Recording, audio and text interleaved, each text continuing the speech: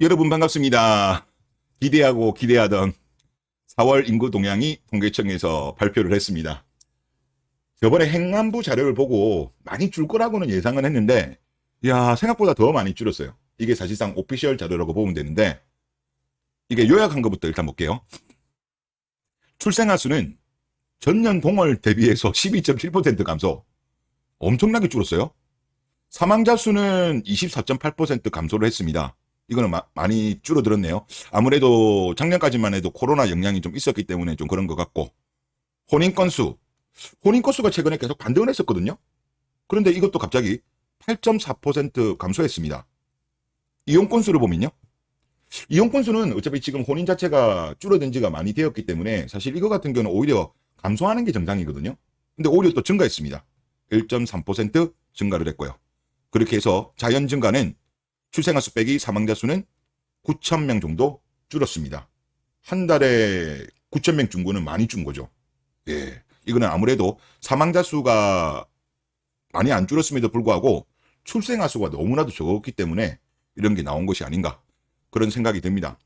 자, 지금 이 그래프를 보시면 이게 패턴이 좀 있어요. 이게 2019년 4월부터 나오는 건데 제가 요거를 조금 확대를 해볼게요. 확대를 하면 이게 특징이 있는 게 뭐냐고 하면 한 2021년부터 볼게요. 보통 보면 여기 밑에 제일 낮은 구간 있죠. 이게 보통 12월입니다. 그리고 여기 제일 밑에도 12월이에요. 그리고 여기도 제일 밑에 낮은 게 12월입니다. 12월. 그럼 특징이 있어요. 패턴의 특징이. 12월에 제일 한 해의 출생아 수가 적다가 1월달 되면 확 올라갑니다. 2월달 되면 좀 떨어져요. 3월달 되면 또 올라가요. 4월달 되면 떨어집니다. 그러다가 한 6, 7월쯤 되면 조금 반등하고 2021년도가 그렇게 됐어요. 2021년도 전후. 2022년도 전후도 2021년도 12월에 확 떨어져요. 그리고 1월에 확 올라가요. 2월에 떨어져요. 3월에 다시 올라갔다가 4월에 떨어져요. 그리고 한 6, 7월에 반등하고 이제 올해 같은 경우도 12월에 보면 2022년도 12월에 확 떨어졌죠. 제일 낮았고. 그리고 2024년도 1월에 확 올라가요. 그리고 2월에 내려가고 3월에 반등하고. 이거는 패턴인 것 같아요. 아마 학교하고 좀 관련이 있다고 하시던데 제가 봐도 그게 맞는 것 같아요. 그런데 이번에 지금 4월달이 좀 특이한 게 뭐냐고 하면, 자, 앞에 지금 4월 이렇게 보시면 2월달에 많이 준다고 했잖아요. 2월달에. 그래서 4월달이 줄어들어도 2월달보다는 출생아 수가 많아요. 2020년부터 보면. 여기 보시면 높죠. 2월달보다. 2021년도도 2월달보다 4월달이 출생아 수가 많습니다.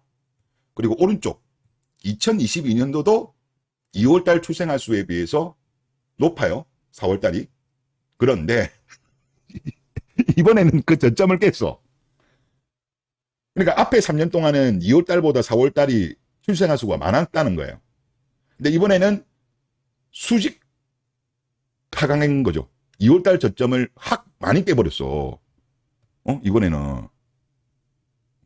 이거는 제가 볼 때 신기한 겁니다. 그러니까 이게 패턴이 있어요. 제가 보니까. 학교하고 관련 있고, 다시 말씀드리면 연중 12월이 최저고 1월 달에 갑자기 급증하고 2월에 다시 내려가고 3월에 다시 올라가고 4월에 다시 하락하는데 앞에 해들 같은 경우는 2월 달 저점을 안 깼지만 올해는 깼다. 그리고 6, 7, 8월에 보통 반등합니다. 약간 반등하고 그 이후로 다시 내려가면서 가는 게 이게 패턴인 것 같은데, 지금 제가 보니까 이거 2월 달 저점 깬 거는 이거는 심상치 않네요. 심상치 않아요. 이거는 심상치 않은 흐름입니다. 자, 그리고 이거는 혼인과 이용 건수입니다. 이것도 보면 조금 특징이 있는 게 뭐냐고 하면, 지금 보면 혼인 같은 경우도 2019년도 4월은 2만 건, 2020년 4월 달도 15,600건, 2021년도 4월도 15,800건, 그리고 2022년 4월 달도 15,700건이에요. 그러니까 얼추 비슷하죠. 그런데 이번에는 확 떨어집니다. 14,000건. 처음 들어간 거죠. 그러니까 4년 4월 동기 대비해 가지고는 처음으로 15,000건을 깨고 내려간 거예요. 그나마 최근에는 혼인이 늘었어요. 한 8개월째 정도 동안은 혼인 건수가 늘다가 떨어진 거다. 아마 이거는 코로나 때 결혼을 미루었던 사람들이 그동안에 혼인이 좀 이루어졌고 그 기저효과가 끝난 거죠. 이제 끝나서 원래대로 돌아오는 거라고 그렇게 보시면 될 것 같습니다. 그리고 다음 거 보면요. 출생아 수 이걸 보면 지금 특히 제가 보면 올해 2월 달은 전년 동월 대비해서 3.7, 3월은 8.1. 그런데 12.7이 빠진 거야. 12.7. 그래서 1월부터 4월까지만 하면 7.6이 빠진 거예요. 그냥 단순하게 1월부터 4월까지의 트렌드로 가면 단순 계산했을 때는 이대로 가면 0.72가 나올 것 같습니다. 72가 나오고 만약에 이 지금 4월달부터 갑자기 출생아 수가 급감한 것까지 이거 우리가 최근 거를 가중치를 두면 이리 되면 0.70까지도 저는 가능할 수 있지 않겠냐. 얼마 전까지는 제가 0.73 이야기했거든요. 지난달 거 보면서 73 정도까지 봤는데 이대로 가면 0.73 깰 것 같습니다. 73 깨고 0.72 밑으로 갈 것 같아요. 72도 깨질 것 같고 진짜 심하면 0.70까지도 갈 수 있는 흐름이 아닌가 그런 생각이 들고 제가 또 그렇게 말씀드리는 이유가 좀 확대를 할게요.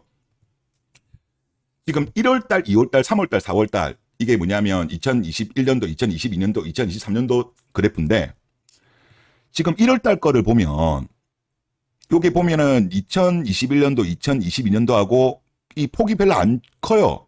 2023년도가. 적기는 적습니다만은 이 간격이 적어요. 2월달 같은 경우는 거의 뭐 붙어 있죠. 그런데 3월부터 보면 좀 벌어집니다.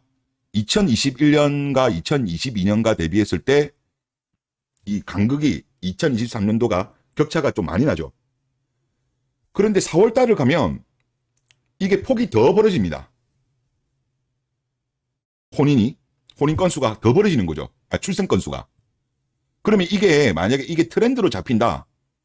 그러면 5월달은 더 벌어지겠죠. 더 벌어지면 진짜 뭐 0.70 정도까지도 떨어질 수 있는 어메이징 코리아가 아닐까. 그런 생각이 좀 많이 들고 야 진짜 무섭네. 무서워. 자 이것도 한번 봅시다. 혼인 건수. 이것도 보면 재밌습니다. 이제 1월달은 2월달은 16.6 반등했어요.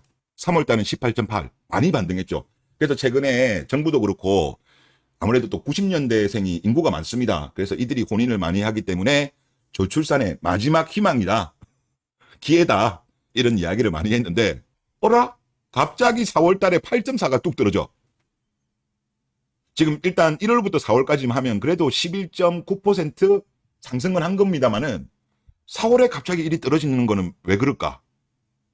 저는 뭐 딴 거보다는 제일 큰 이유가 그동안에 좀 밀렸던 혼인이 이제 기저효과가 끝난 것이 아닌가? 코로나 때문에 미루었던 결혼들. 그리고 또 그 이후에 각종 여러 가지 어떤 이론들이 나오면서 대한민국 남자들이 대가리가 봉합이 되면서 이제 좀 되게 이제 까다로워졌다. 그러니까 이거 보시면 이거 지금 제일 위에 있는 검은 선이 지금 2023년도거든요. 자, 2021년과 2022년을 대비했을 때는 확연하게 그래도 혼인 건수가 많이 늘었어요. 3월달까지도. 근데 갑자기 이번에 보면 2021년과 2022년을 한꺼번에 뚫으면서 18,000건 전달 동월 대비하더라도 많이 줄었죠. 거의 4,000건 가까이 3,700건 정도 확 줄었어요. 엄청나게 줄어든 거거든요. 도대체 무슨 일이 있었을까? 대한민국 남자들한테 무슨 일이 있었을까? 그런 생각이 많이 듭니다. 이거는 심상치 않은 그림입니다. 혼인 더 줄 것 같은데요? 제 느낌에. 자, 그리고 다음에 이혼 한번 봅시다. 이혼 같은 경우는 이거는 사실 어떻게 본다면 줄어드는 게 맞는 거예요.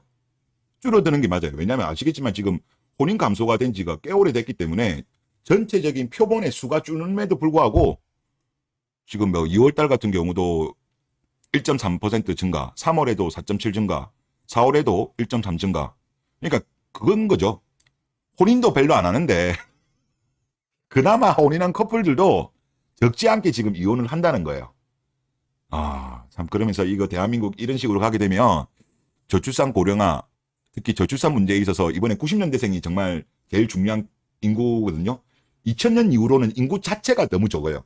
그래도 1990년대는 인구라도 많기 때문에 여기서 만약에 회복 못하면 우리나라는 정말 저출산이 고차가 들어가는 거예요.